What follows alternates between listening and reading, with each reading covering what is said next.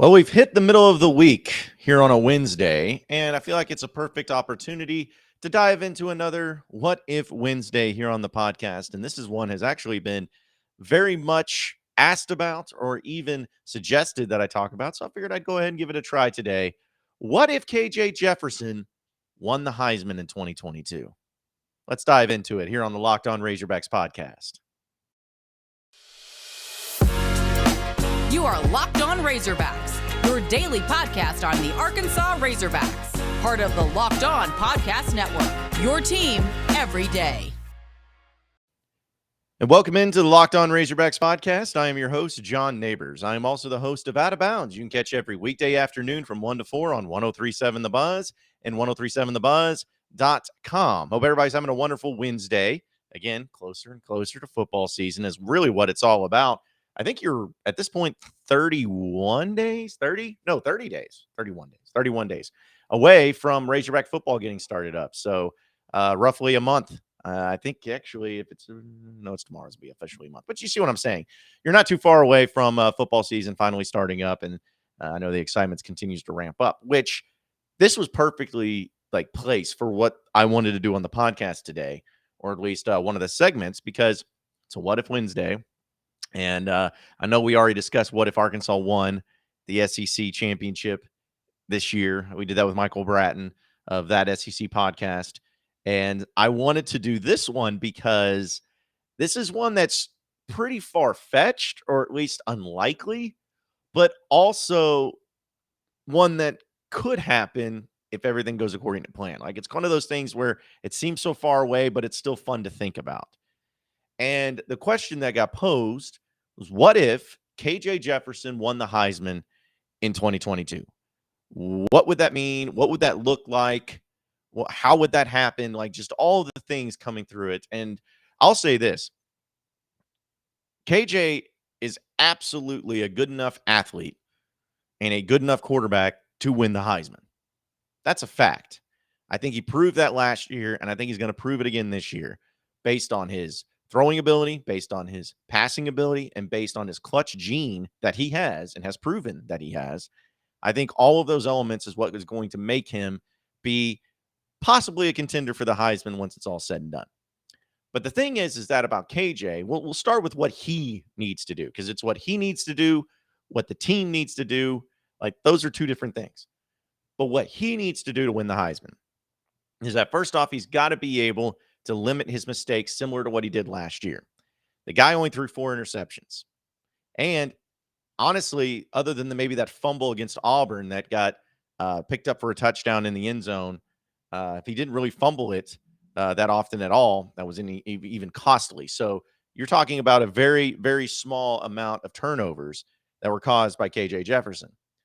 I feel like that's got to be the first and foremost thing he's got to do, which I think he's capable of doing it. The next thing is that he is going to have to, because it is numbers based. Like, I'm not saying it's all about numbers, because if it was all about numbers, Hendon Hooker of Tennessee or Will Rogers would be in the Heisman Trophy talk, because they have great numbers and they put up a lot of stats. But he does have to get to a certain threshold. I think that you have to be, if you're a quarterback that's going to win the Heisman, you have to get to at least that 3,000-yard passing mark. I think if you get to that at minimum, that's going to be where people are saying, okay, it wasn't just like you were an average passer. Like, that makes you a good to great quarterback right there, putting up 3,000 yards, especially in the SEC West, through the air. I think rushing, he might have to get to 1,000 yards.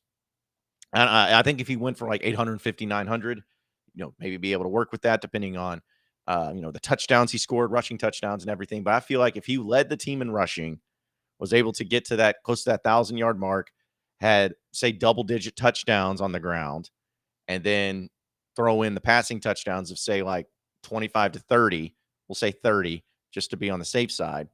Those would be the types of numbers that you would need to have if you were going to be a Heisman contender in general. So get to that 3,000-yard passing mark, 25 to 30 touchdown passes. Also have less than 7 interceptions. I think you'd even need less than that, but not many interceptions at all. Not many fumbles, not many turnovers. You need to have that. You need to have nearly 1,000 yards rushing, maybe double-digit touchdown runs. And also you'd have to complete at least 70% of your passes, which, again, all of those things KJ Jefferson's perfectly capable of. And I don't know if that's going to be the plan for him. I don't know if that's the route that they're going to want to go, but that at least is something that he is perfectly able to do. And then on top of that, as an individual, he needs to have that Heisman moment, which every great quarterback has usually during the season, which once again, KJ's perfectly capable. Now, what is a Heisman moment? What does that look like? Well, a few things that you can do, of course, is something like our KJ did last year, where with the game on the line, he leads his team down for a touchdown to either win the game or to, go to overtime and win it that way, whatever it may be. But when the game's on the line, the ball is in your hands, you make the decisions, and you end up helping out the team in that situation. So KJ has done that last year, and I think he could do it again this year, absolutely, and maybe in some multiple occasions. That would be fine. That'd be okay. But really, what would make for his Heisman moment, and this might be one of the most difficult things he would have to do, but what would make it for his Heisman moment is to do something like beat Bama, like have a great game against Bama and beat Bama. Maybe beat them by, going down the field in a clutch situation when the game's on the line and leading Arkansas for the game-winning drive. Something like that. Have a great game against the Crimson Tide, or maybe be able to have some other game like a Texas A&M if they end up being really good, or an LSU, just somebody where they're a high level, high quality team, and KJ has a really great game against that team. National television, CBS 2:30, like everybody's watching that game. He has that type of moment. I think that that's going to make everybody like really fall through and go through and say that, hey, this guy's legitimately a Heisman contender. I think that that would be enough. So he's got to be able to have the stats. He's got to be able to have the Heisman moment and everything. And on top of that, and this might be the stuff that he does have some control over, but it's going to take a joint effort. The team has to be good. Like everyone brings up, well, Tim Tebow went 9-4 and he won the Heisman. Okay, because he put up like 60 touchdowns. Like he scored 60 touchdowns. Like that was incredible. And then like RG3, people bring up him. And he was at Baylor because I think they went 10-3 that year. It's like, okay, yeah, he still won double-digit games, and he did it at Baylor, and he still had ungodly numbers. Like, if you're going to have a good team and win the Heisman, you have to put up insane numbers, or at least nobody else is in the competition. So the Razorback football team is going to have to be good this year. I think you got to get to at least 10 wins. Now, okay, let me rephrase that. I think that you have to at least win 9 regular season games. I know that the bowl game or whatever, they got to 10, but it would be on who they beat, how they beat them. 9-10 wins, I think, would be possible, but double-digit wins is always going to go a lot further. I think that's going to mean a lot more. So if KJ was able to have, and the team, because it is a team effort, get to that 10-win mark, and on top of that, have those numbers, and on top of that, have that Heisman moment, those are the things that could be encompassing for KJ Jefferson to finally be able to break through and win the Heisman. Now, I know there's a lot of other things that you got to bank on, like other players in the country, like what are they doing? How are they looking? What is Bryce Young doing in his stats? What about CJ Stroud up at Ohio State? How's he looking? What type of numbers is he putting up? Is there going to be some unknown quarterback that comes in and sets the world on fire for some random team? What about Caleb Williams at USC? Like, there's going to be a lot of external stuff that Arkansas has necessarily no control over that you'll have to look at and see how those players end up playing and how they end up looking this year. But the fact of the matter is that KJ can only worry about what KJ does. Arkansas can only worry about what Arkansas does, and the rest of the chips can fall into place. But those are the things that really need to happen for KJ to really be legitimately in that discussion. And I think Arkansas and KJ Jefferson are perfectly capable of that. Now, some of you may be saying, okay, I'm going over the top. I'm asking too much. I think that he could do this if he does that, like whatever. I'm just telling you, like, knowing how college football works, like, and it sucks it's this way. It really sucks that it's this way. But you don't just win the Heisman at Arkansas. Like, you have to be above and beyond, like, what everybody else is doing if you want to be able to win a Heisman at Arkansas. Because that's how people are going to view it. If you are a quarterback, like KJ Jefferson could put up the same numbers last year at like Alabama or Georgia or Ohio State or wherever, to USC, And he probably goes to New York because he's on those teams. But at Arkansas, you got to stand above and beyond reproach. You got to be like light years ahead of those other guys on top of playing at Arkansas. It sucks that it's that way. It's stupid that it's that way, but it is that way. So can he put up those numbers? Can he be that player? Can he have that clutch gene and also stay healthy? I think we all agree that's probably one of the most important things. But I believe if the stats are there, if the moments are there, and the team is there, who's to say that KJ Jefferson can't win the Heisman? I think it's absolutely possible. And we'll talk about what it would mean if KJ Jefferson won the Heisman this upcoming season here in just a second. But first, got to tell you about betonline.net. It's the fastest and easiest way to check on all your betting needs. Find your favorite sports and events on the #1 online source for odds, lines, and games. Find reviews and news of every league, including Major League Baseball, NFL, NBA, NHL, combat sports, esports, and even golf. BetOnline continues to be the top online source for all of your sports wagering information. From live in-game betting, scores, and podcasts, they have you covered. Head to betonline.net today or use your mobile device to learn more about the action happening all today at betonline.net, where the game starts. You are Locked On Razorbacks, your daily podcast on the Arkansas Razorbacks, part of the Locked On Podcast Network, your team every day. Okay, so in the first part of this show, we started talking about what if, on a What If Wednesday, KJ Jefferson won the Heisman. Fun to talk about. But now that we know like what it would take and how it would go and the type of season that he would have, as well as Arkansas, let's have some fun with the ramifications, the impact that it would have if KJ Jefferson won the Heisman at Arkansas. So a lot of things would go on here. A lot of things would be impacted. First off, even if you like, because obviously if he wins the Heisman, that means Arkansas had a great year. And I think everybody would be rejoicing in that, having fun in that, maybe a New Year's Six Bowl, something like that. Like it would be a great year and everyone's feeling good, great, grand, wonderful celebration time, popping bottles, all that fun stuff. But on top of that, and on top of the celebrations and everything that go along with it, think about what it would hold for not only Arkansas, but for Sam Pittman, but for Kendall Briles, but for everything.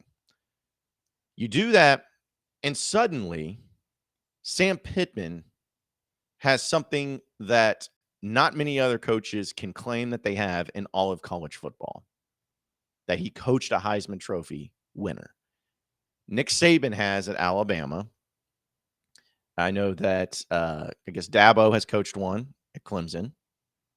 You could say Lincoln Riley has coached one now at USC. Jimbo Fisher has one. Still think it's lame that he only has one, and that's really the only reason these people look at him as a good coach. But still, he has one. And then you start really going down the list. You're like, okay, all right. So who else? Who else has one? Oh, Ed O. Oh, he's not coaching anymore. Urban Meyer. Oh, no, he's not coaching anymore either. Yeah. So who else has one? I mean, it's very limited if you really put it into perspective. So just the fact that Sam Pittman would be able to claim that he coached a Heisman Trophy winner when literally the coaches I just named off have either won national championships or played for national championships in the college football playoff, whatever it may be. It's a very limited list, and it's a very impressive list. And Sam Pittman being on that list would be mind-blowing. So suddenly he can go in with that in recruiting. He can just go in and be like, okay, well, KJ, talking to quarterbacks, talking to wide receivers, talking to whoever, to be like, I coach KJ Jefferson. He won a Heisman Trophy at Arkansas, and you can do the same with my skills, with my coaching, and your devotion and motivation and dedication to this program. I promise you, you can come right in, you can win a Heisman. I don't know why I thought it started to sound like Houston Nutt, but sorry, that just was terrible. I'm sorry, Sam Pittman. But the point is that he could use that in recruiting. And so that would be huge for him. And that would be huge for him as a coach, and having that claim and that stake. That's something that not everybody can say. Think about the impact it would have on a guy like Kendall Briles, who we know coached RG3 and had an impact in there. And of course, we know RG3 won the Heisman down at Baylor.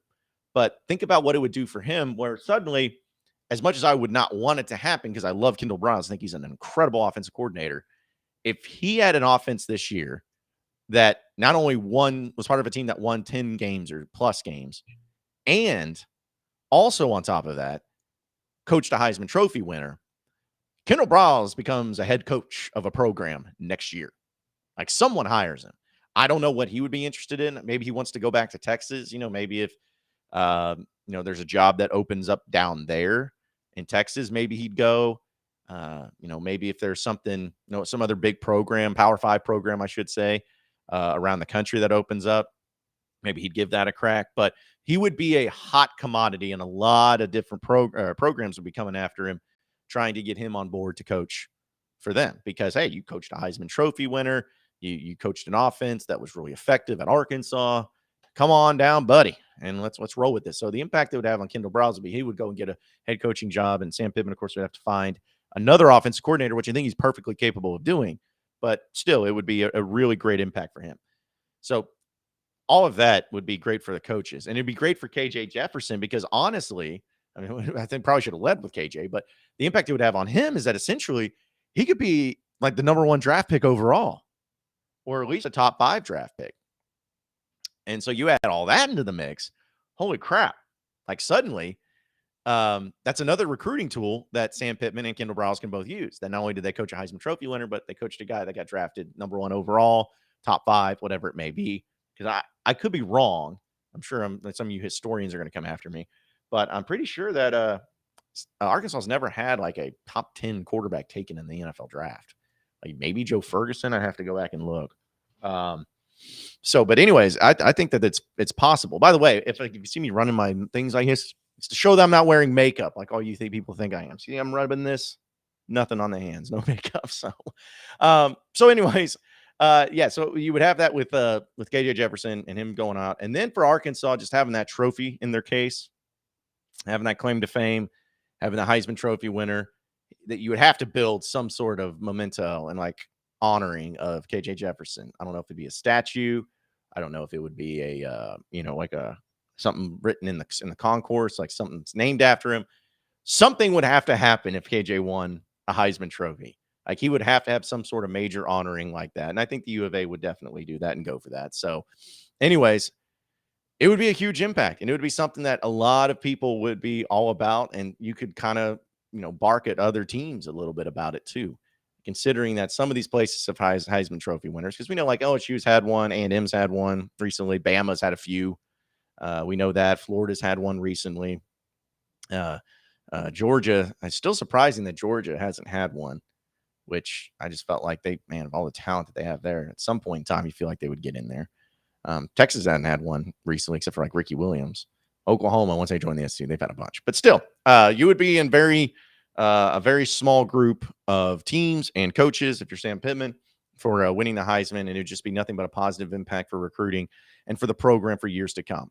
Like the ripple effects it would have and the boosts and momentum that would give Sam Pittman in this program would be second to none. And also, if Kendall Briles left, or I should think he would, if he left to go be a head coach somewhere or something like that, Sam Pittman would have a lot of great offensive coordinators come calling saying, hey, we see that Kendall Briles and what he was able to do. We can come in there and do that too. We can come in there and be big time as well. So it would be nothing but a positive, not only for this year for Arkansas, but for many years to come if KJ Jefferson ended up winning the Heisman.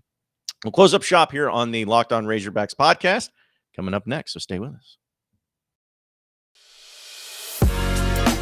You are Locked On Razorbacks, your daily podcast on the Arkansas Razorbacks, part of the Locked On Podcast Network, your team every day. All right, so final segment here on the Locked On Razorbacks podcast. I already talked about the makeup thing. People keep commenting that they think I wear makeup, and I don't. I do not wear makeup, I swear to you. Like, if I am not the type where if I'm like doing something that, people would be like, you're wearing makeup, then I'd be like, no, I'm not, even though I really am. Like, no, I have no shame, folks. I have a clothing optional beyond this point sign in my backdrop on my podcast. Like, I have no shame. So I'm not wearing makeup. I want to put that to rest. So many people are saying that. It's funny to me, though. Like, I don't care, but just blessed with good skin. Actually, I think it's because I bought this new webcam. It's like 4K webcam, and it is pulling out all of like the most highest of details of my face. And so that's really the only thing I can think of. So, anyways, but I appreciate you guys thinking that I'm that beautiful to where it has to be makeup. It can't be real. So that was funny. But on a more serious note, uh, this has nothing really to do with the Razorbacks, but just something for more me personally as a broadcaster. Yesterday, I should say late last night, the news broke about Vin Scully, the play-by-play man for the Los Angeles Dodgers, which, of course, I'm wearing a Dodgers jersey today in his honor. He passed away. And I'll be honest, if you listen to this podcast, you've definitely known that I have never been a baseball guy. Like I respect baseball. It's not that I hate baseball. I actually enjoy watching the playoffs, and I enjoy watching Razorback baseball. I love that. But there's just so many players, so many stats, so many games. It's hard to keep up with. But I respect baseball. Like I respect the game, and I've said this too. Like I've always rooted for the Red Sox and rooted for the Dodgers, which I'm sure all of you just want to throw up when you hear me say that.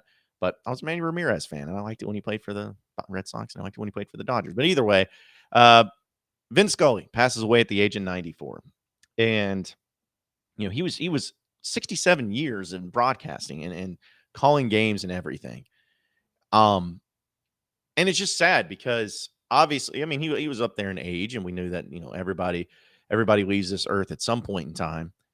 But it's just incredible where he had such an impact on so many different people, whether they're baseball fans, whether they're Dodger fans, whether they're broadcast fans, or just sports fans in general. And it's very rare. You can find so many people that are unified behind one thing. And I think that one thing is definitely Vin Scully. There's not people out there trying to cancel him. There's not people out there trying to spit on his grave. There's not people out everybody loved Vin Scully, from people that are my age to people that are of the older generations. Everybody loved Vin. And for someone that's in radio and in podcasting as well, I'll say that hearing his voice and hearing him call games is mesmerizing. It was just like, golly, I don't even know. I don't care what you talk about. Like, just talk to me. Just say things, and it just makes me feel so good. And you sound so good. Like, it was such a unique thing that you have, and that's not something that you can just work on. Like, that's a gift. It's a gift to be able to have that. And I was always so envious of somebody like Vin Scully, where, man, just hearing him and hearing him talk, that's not something that you can just buy or earn. Like, it's something you're gifted with. And the impact that he had on broadcasting, and the fact that he was in it for so long and did what he did for so long, truly just shows how much of a passion he had for it, how much he loved doing it. And I kept thinking about it just from my perspective, and then with my job, I'm like, I get to do this because I love it. I love my job. I love doing this podcast. I love doing broadcasting. I love doing everything that comes along with it. I love talking about the Razorbacks. Like, I have it so good. And people like Vin Scully, showing that passion and how he got to live that life and be so involved with so many different events, like even non-Dodger events, like other baseball events and non-baseball events. Like, he was involved in some of the best calls in baseball history. You'll hear Vin Scully's voice.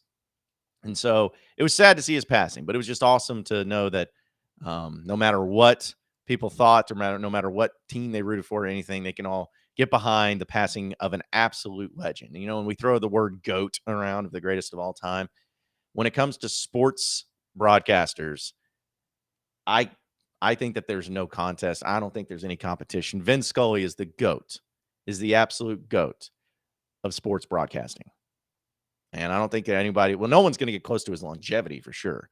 But when it comes to icons, and there's been some great ones, so I'm not trying to poo-poo on everybody else, but I mean, he's the gold standard, and he will be missed. He will be missed. And I know that he had a life that was filled with a lot of great moments, and one was full. So this is just a tribute to Vin. Rest in peace, and go Dodgers. Hopefully they win the World Series this year for Vin. That's what we're hoping for. And I just probably pissed off all the rest of you fans that hate the Dodgers or root for other teams, but that's okay. Either way, appreciate everybody listening. And almost talking about my radio show. See, I always got emotional. Now I'm getting thrown off because of Vin Scully. Appreciate everybody listening into the Locked On Razorbacks podcast. Be sure to like and subscribe to the podcast on iTunes or on Google Play. You can also get after me on Twitter at BuzzJohnNabors for any questions, comments, concerns that you may have. We're going to keep it going from there. Same podcast time, same podcast channel tomorrow afternoon. Have a great day, everybody. We'll see